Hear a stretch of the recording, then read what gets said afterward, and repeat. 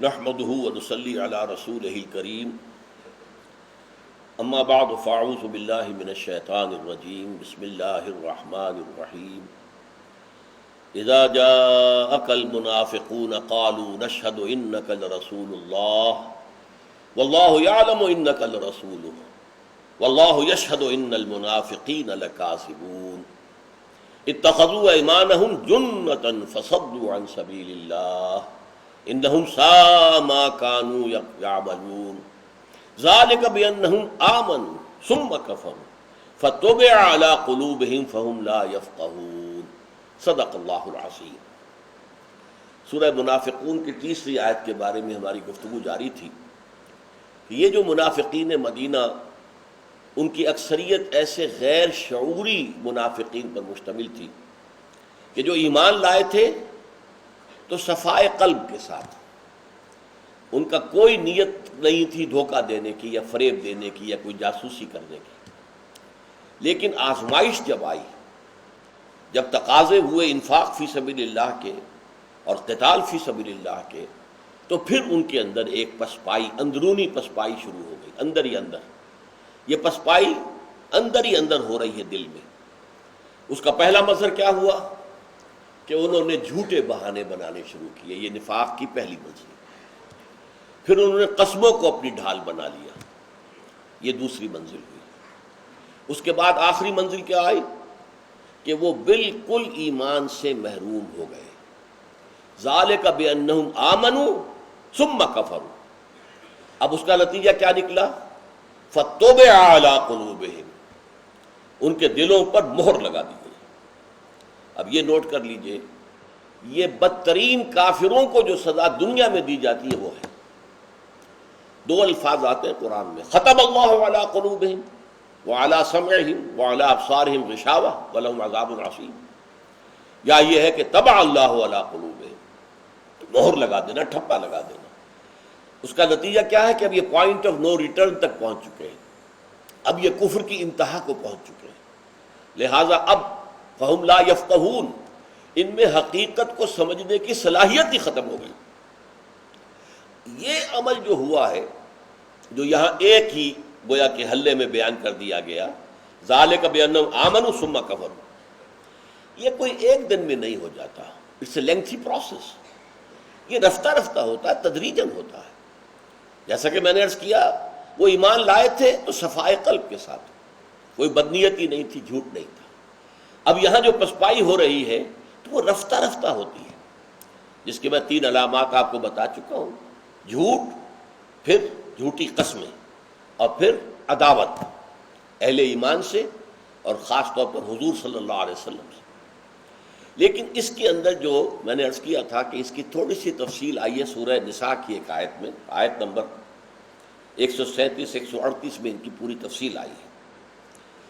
فرمایا ان الذین آمنوا ثم کفروا ثم آمنوا ثم کفروا ثم ازدادوا کفرا لم یکن اللہ لیغفر لهم ولا لیہدیہم سبیلا بشر المنافقین بان لهم عذابا الیما۔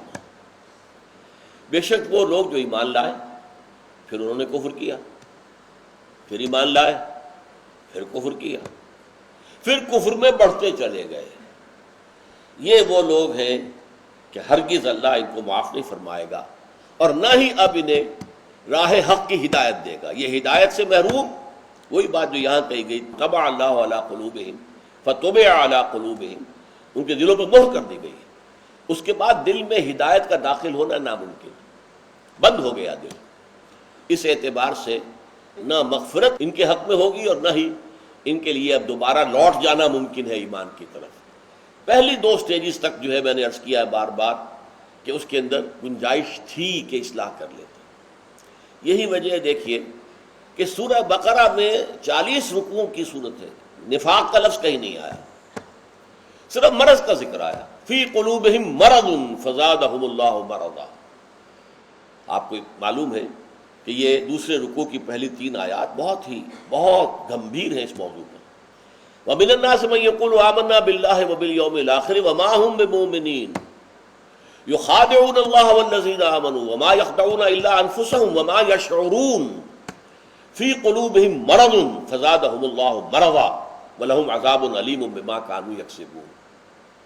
لوگوں میں سے کچھ ایسے بھی ہیں جو کہتے ہیں، اور اس کی وضاحت میں پچھلے نشست میں کر چکا ہوں، کہ وہ زور دیتے تھے ہم اللہ پر ایمان رکھتے ہیں، آخرت پر ایمان رکھتے ہیں۔ اس میں گویا کہ ان کے دل کا چور مثمر تھا کہ رسول پر ایمان کو وہ زور دے کر اس کا دعویٰ نہیں کرتے تھے، لہذا اللہ پر ایمان، آخرت پر ایمان۔ اللہ فرما رہا ہے وہ مومن نہیں ہے، اس لیے کہ ایمان میں تو شرط اول جو ہے وہ رسول پر ایمان ہے۔ قانونی اعتبار سے کوئی شخص موحد کامل ہو، آخرت کا پورا یقین رکھتا ہو، عمل بھی ٹھیک ہو، اور رسول کا انکار کرے، وہ کافر ہے۔ ملت اسلامیہ، امت اسلامیہ کی بنیاد ایمان بالرسالت ہے۔ اگر وہاں کمی ہے تو گویا کہ باقی اس لیے کہ آپ اللہ کو بھی مانیں گے ان اسماء و صفات کے ساتھ جو ہمیں تلقین کی ہے محمد رسول اللہ نے، ورنہ مجرد اللہ کو مان لینا ایمان باللہ نہیں کہلائے گا۔ آمنت باللہ کما ہوا باسمائہ و صفاتہ، یہ اسماء و صفات کس نے بتایا؟ یہ تو حضور نے بتایا، یا وحی جلی کی روح سے اور یا وحی خفی کی روح سے۔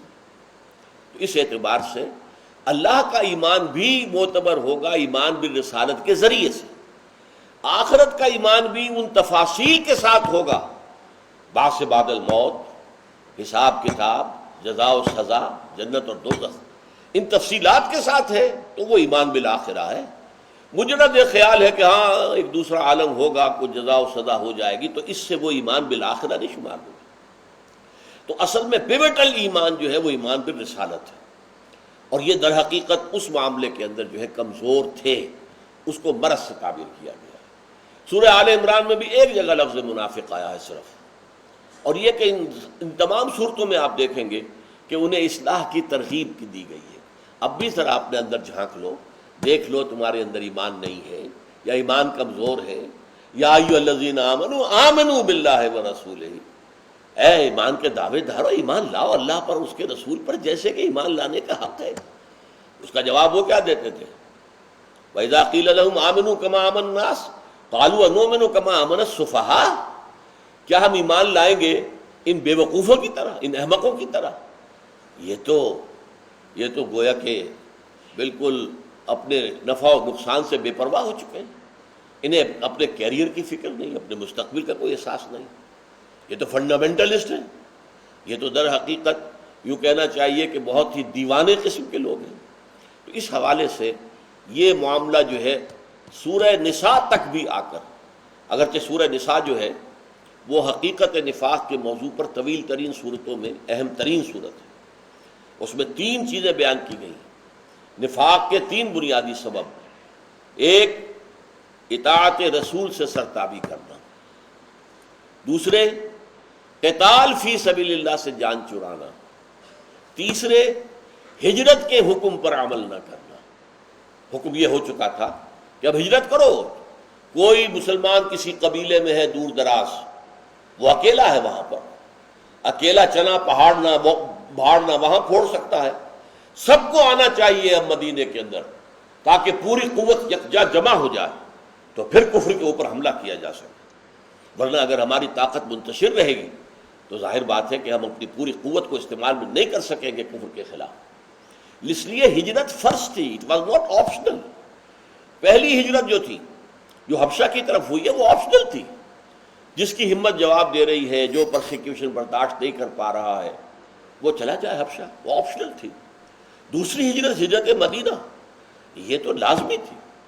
چنانچہ سورہ انفال میں فرما دیا گیا کہ جو لوگ ہجرت نہیں کرتے، ما لکم من ولایتہم من شیء، اب تمہارا ان سے کوئی تعلق نہیں۔ اور اسی طریقے سورہ نساء میں فرمایا گیا کہ جو ہجرت کرنے کی استعداد کے باوجود ہجرت نہ کرے، ہاں بوڑھا ہے، عورت ہے، اور یا بیمار ہے، مریض ہے، سفر پر قادر نہیں ہے، اس کا معاملہ علیحدہ ہے، لیکن جو ہجرت پر قادر ہو اور پھر ہجرت نہ کرے، وہ منافق ہے۔ تو یہ 3 جو ہے بنیادی اسباب نفاق کے سورہ نساء میں بڑی تفصیل سے بیان ہوئے، لیکن وہاں بھی ابھی دروازہ کھلا رکھا ہے، لوٹ آ، باز آ ہرچ ہستی باز آ، گر کافر و گبر و بت پرستی باز آ، این درگہ ماں درگہ نومیدی نیست، 100 بار اگر توبہ شکستی باز آ، لوٹ آ، ایمان کی طرف لوٹو۔ تو پہلی 2 سٹیجز تک تو یہ حال ہے۔ البتہ پھر جو یہ سورہ منافقون ہے، یہ مکی دور کے آخری زمانے میں نازل ہوئی، یا سورہ توبہ ہے، وہاں آ کر نفاق کے اوپر دروازے بند کر دیے گئے، کھلم کھلا ان کے اندر جو بیماری تھی اس کو کھول کھول کر پوسٹ مارٹم کر کے سامنے رکھ دیا گیا، اور کہہ دیا گیا کہ اب کوئی ان کے لیے نہ استغفار مفید ہے رسول کا صلی اللہ علیہ وسلم، نہ اللہ انہیں معاف فرمائے گا، اور اب تو ان کے لیے سوائے جہنم کے کوئی اور طریقہ ہے ہی نہیں، کوئی اور راستہ، کوئی اور منزل ہے ہی نہیں۔ تو اس اعتبار سے ذالک بانہم آمنوا ثم کفروا، لیکن اس کی کیفیت ایک دم نہیں ہو گئی، ان الذین آمنوا ثم کفروا ثم آمنوا ثم کفروا۔ جیسے کہ مثال میں دیا کرتا ہوں کہ آدمی کو ڈوب رہا ہے سمندر میں یا دریا میں، تو ایک دم نہیں چلا جاتا نیچے، ایک دفعہ اٹھتا ہے اوپر کو، سر نکلتا ہے، پھر جاتا ہے، پھر غوطہ کھا کے اوپر آتا ہے، پھر جاتا ہے۔ تو گویا کہ یہاں پر بالکل وہ نقشہ کھینچا گیا ہے، ڈوبنے والا آدمی ابھی غوطے کھا رہا ہے، ان الذین آمنوا ثم کفروا ثم آمنوا ثم کفروا ثم ازدادوا کفرا، پھر وہ کفر میں بڑھتا چلا گیا، پھر وہ دریا کی تہہ کی طرف بڑھتا ہوا چلا گیا، اور اب اس کے ہاتھ سے ایمان جو ہے وہ سرے سے رخصت ہو گیا۔ یہ لیکن نوٹ کرنے کی بات جو ہے، سمجھنے کی بات جو ہے وہ یہ ہے، یہ سارا پروسیس اندرونی پروسیس ہے، یہ ظاہری نہیں ہے۔ ظاہر میں تو وہ مسلمان تھا، مسلمان ہے، اور اگر وہ غرق بھی ہو گیا تو وہ نکلے گا تو اس کی نماز جنازہ پڑھ دی جائے گی، کیونکہ یہ جو کچھ ہوا ہے اندر ہوا ہے، اس کی شخصیت کے، اس کے دل میں، اس کے ذہن میں۔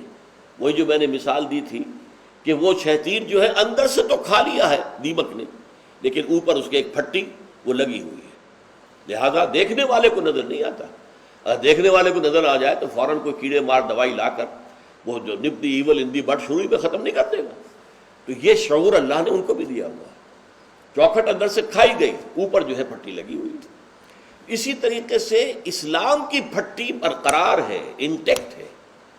یہ سارا ایمان و کفر، ایمان و کفر، پھر کفر کے اندر بڑھ جانا، یہ سب اندرونی کیفیت ہے، باطنی کیفیت ہے۔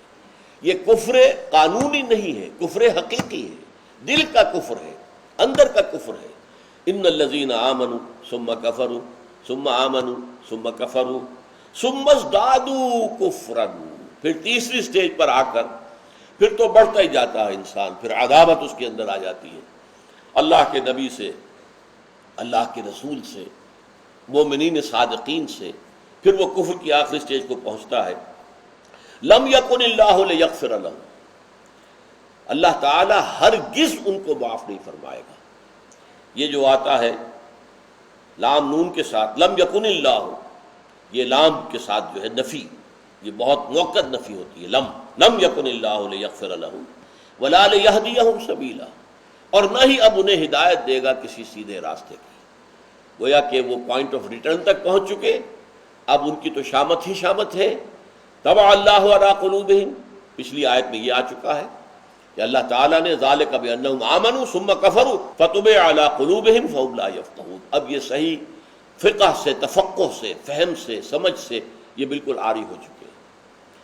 چوتھی آیت جو ہے وہ ہے در حقیقت اس آخری منزل کے لیے اس کی پوری نشاندہی۔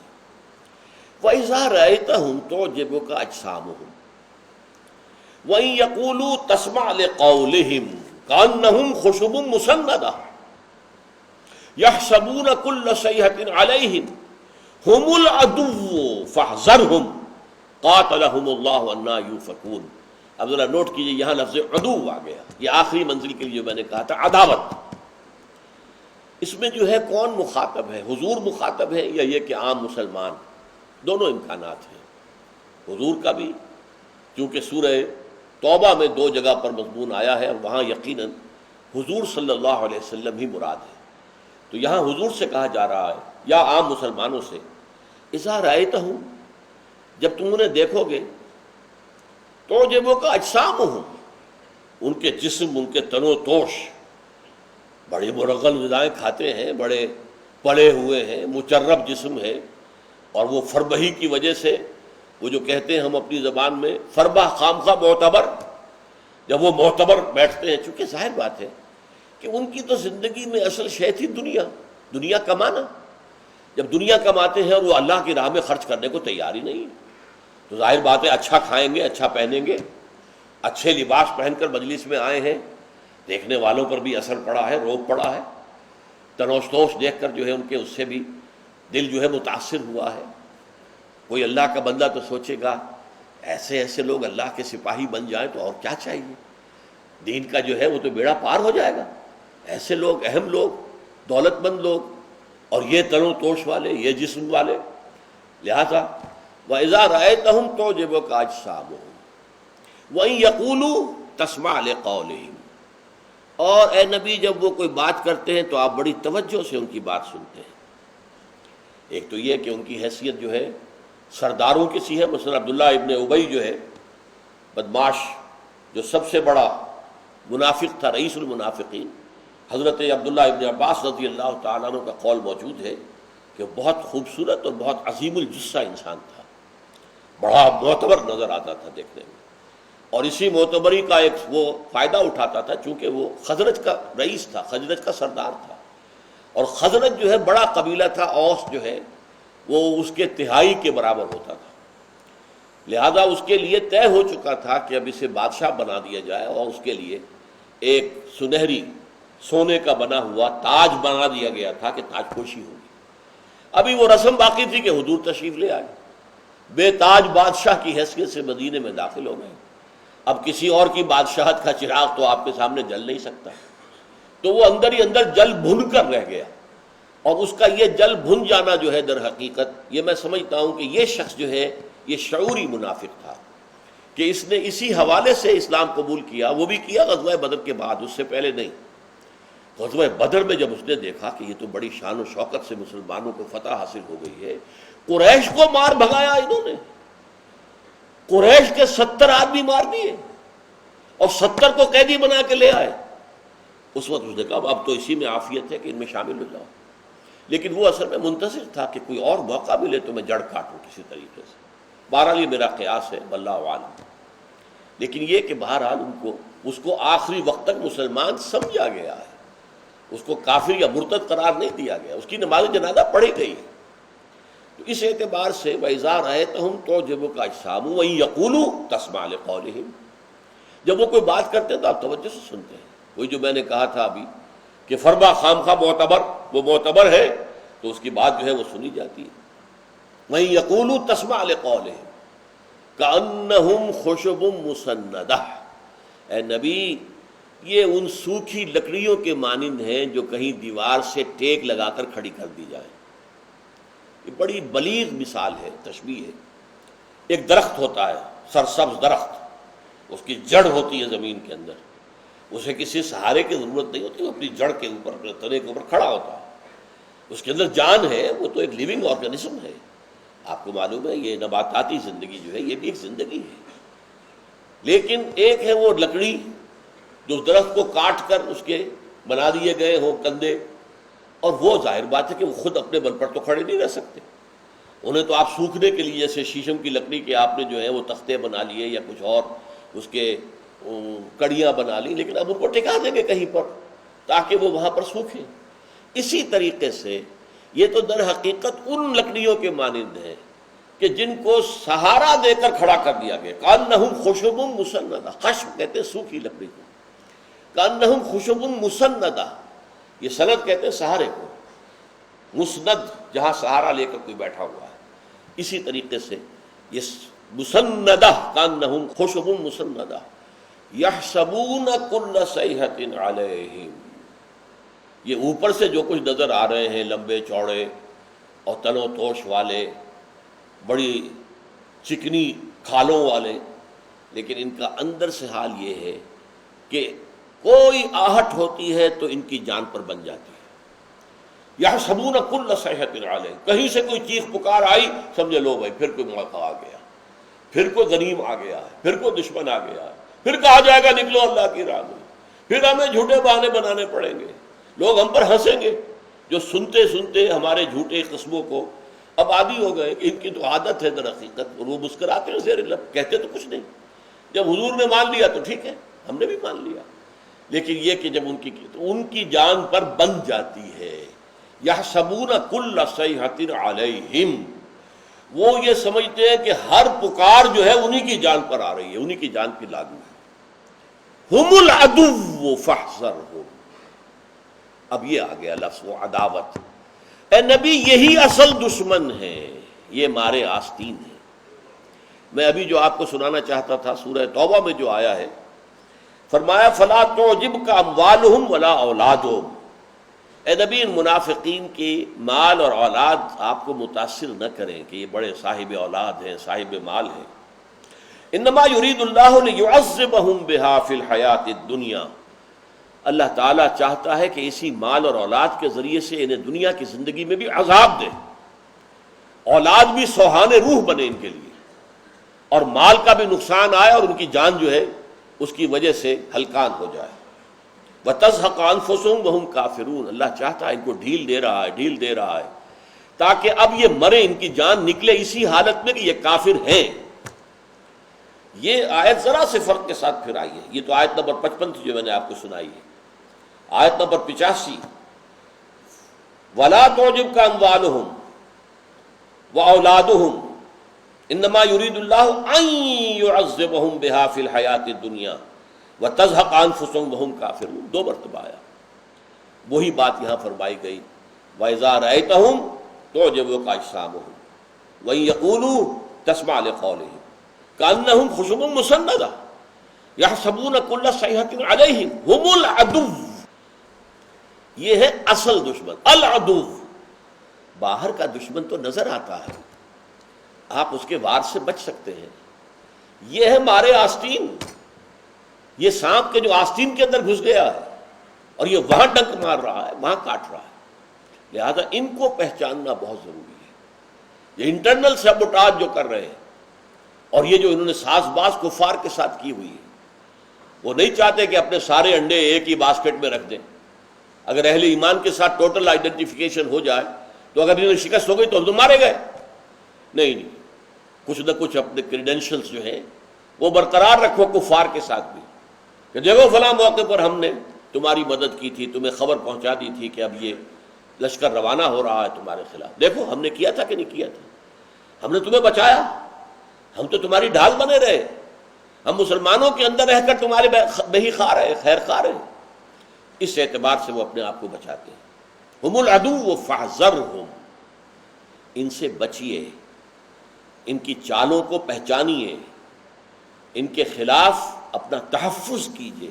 فاحذرہم، اب دیکھیے یہاں اس صورت میں فاحذرہم آیا صرف، لیکن سورہ توبہ اور سورہ تحریم میں آیا ان کے خلاف جہاد کیجیے۔ فرمایا گیا یا ایھا النبی، یہ آیت بعین ہی انہی الفاظ کے ساتھ دو مرتبہ آئی ہے، سورہ توبہ، سورہ تحریم۔ یا ایھا النبی جاہد الکفار والمنافقین واغلظ علیہم مأواہم جہنم وبئس المصیر، اے نبی آپ مجاہدہ کیجئے، جہاد کیجئے ان کفار اور منافقین کے خلاف۔ اب یہاں یہ آیت بہت اہم ہے، قتال کوئی نہیں ہوا ہے منافقین کے خلاف، لہذا جو سمجھتے ہیں کہ جہاد کے معنی صرف قتال کے ہیں وہ بہت بڑی غلطی کے اندر مبتلا ہے۔ جہاد ہوا ہے، قتال نہیں ہوا، چنانچہ جسے آج کل آپ کہتے ہیں کریک ڈاؤن جو کیا حضور نے منافقین پر، وہ غزوہ تبوک سے واپسی کے بعد کیا۔ سب سے بڑی بات یہ کہ انہوں نے ایک مسجد بنا لی تھی، مسجد زرار قرآن نے اسے کہا ہے، حضور نے جا کر اس کو آگ لگائی۔ عام لوگوں کے لیے کتنی بڑی بات یہ ہوگی، مسجد کو آگ لگا دی، یہ کیا کیا محمد نے صلی اللہ علیہ وسلم، لیکن اب آپ نے اقدام کا فیصلہ کر لیا تھا، کریک ڈاؤن کا فیصلہ کر دیا تھا۔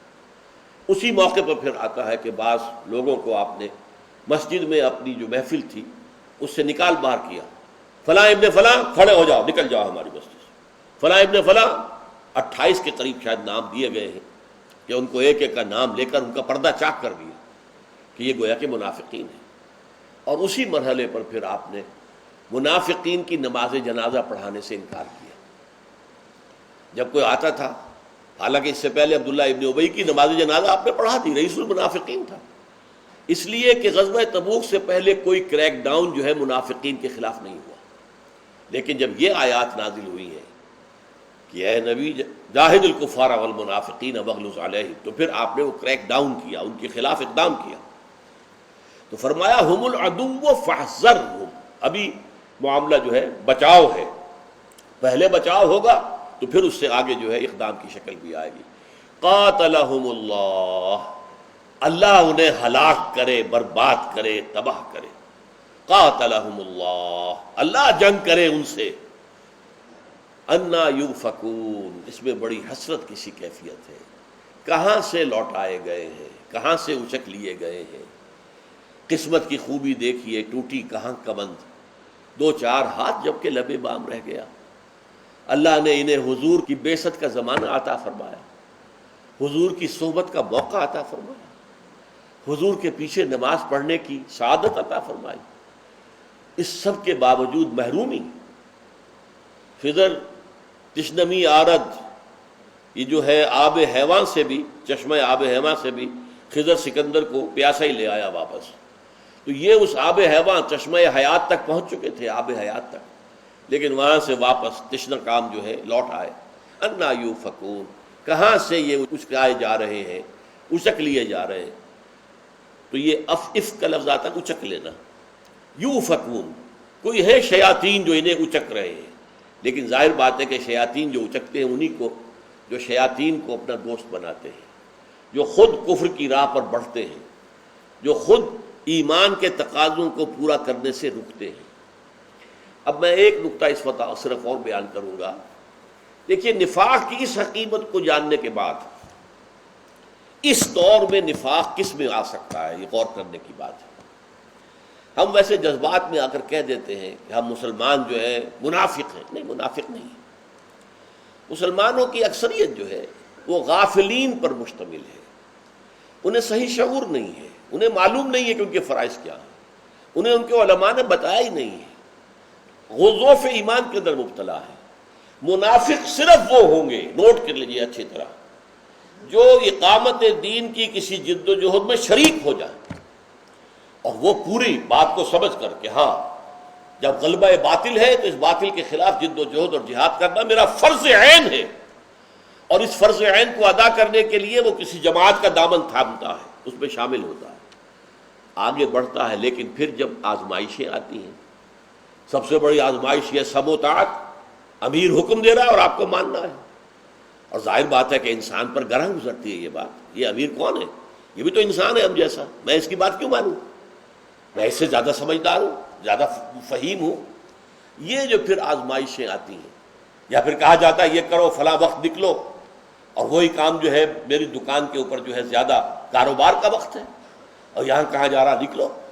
تو یہ جب اس وجہ سے پیچھے ہٹنا شروع ہوگا انسان، پسپائی اختیار کرے گا، پہلے مرحلے پر تسلیم کر لے گا اپنی خامی کو، دوسرے مرحلے پر جھوٹا بہانہ بنائے گا، تیسرے مرحلے پر جھوٹی قسمیں کھائے گا، اور پھر عداوت ہو جائے گی اسے۔ یہ کن میں ہوگا؟ صرف ان لوگوں میں جو دین کا ڈائنامک کانسیپٹ، دین کا انقلابی تصور، دین وہ دین کہ جس کو قائم کرنا فرض ہے، دین وہ دین کہ جو چاہتا ہے لیکون الدین کلہ للہ، پورا نظام زندگی اللہ کی اطاعت کے اندر آ جائے، اس دین کو مان کر سمجھ کر اپنے فرض منصبی کے شعور کے ساتھ کسی تحریک میں، کسی جد و جہد میں، کسی جماعت میں شامل ہوتے ہیں، اور پھر جب اس کے عملی تقاضے سامنے آئے تو پھر پسپائی اختیار کرتے ہیں۔ منافقت ان کے لیے، عام مسلمان منافق نہیں ہے، جنہیں یہ شعور ہی نہیں ہوا، جن کو سمجھ میں نہیں آیا کہ یہ بھی کوئی فرض ہے، جنہیں یہ تو معلوم ہے کہ نماز فرض ہے لیکن اقامت دین کی جد و جہد کی فرضیت انہیں پتہ ہی نہیں۔ جہاد تو جنگ کو کہتے ہیں، تو جنگ تو فوج نے کرنی ہے، ہم کون؟ جہاد و قتال سے بالکل اپنے آپ کو بری سمجھ لینا، یہ ہے عام مسلمانوں کا معاملہ۔ تو ان کے اندر فسق ہے، فجور ہے، اور ضعف ایمان ہے، بے عملی ہے، گناہوں کی زندگی، سب کچھ ہے، نفاق نہیں ہے۔ نفاق کی میں نے آپ کو بتا دیا کہ آج کے دور میں شکل صرف ان لوگوں کے ساتھ ہے، لہذا ڈرنا چاہیے ان لوگوں کو جو کسی ایسی جد و جہد میں شریک ہوں۔ ظاہر بات ہے کہ آدمی کوئی کام کرتا ہے تو اس کے اندر خطرات بھی ہیں، اور اگر اس خطرے کی وجہ سے ڈر کر بیٹھ گئے تو گویا کہ الا فی الفتنۃ سقطوا، پھر تو وہ ناکام ہو ہی گئے پہلے قدم پر۔ اس لیے کہ وہ جہاد اور قتال اور اللہ کی راہ میں جد و جہد اس کے دین کو قائم کرنے کے لیے فرض عین ہے۔ بارک اللہ لی ولکم فی القرآن العظیم ونفعنی وإیاکم بالآیات والذکر الحکیم۔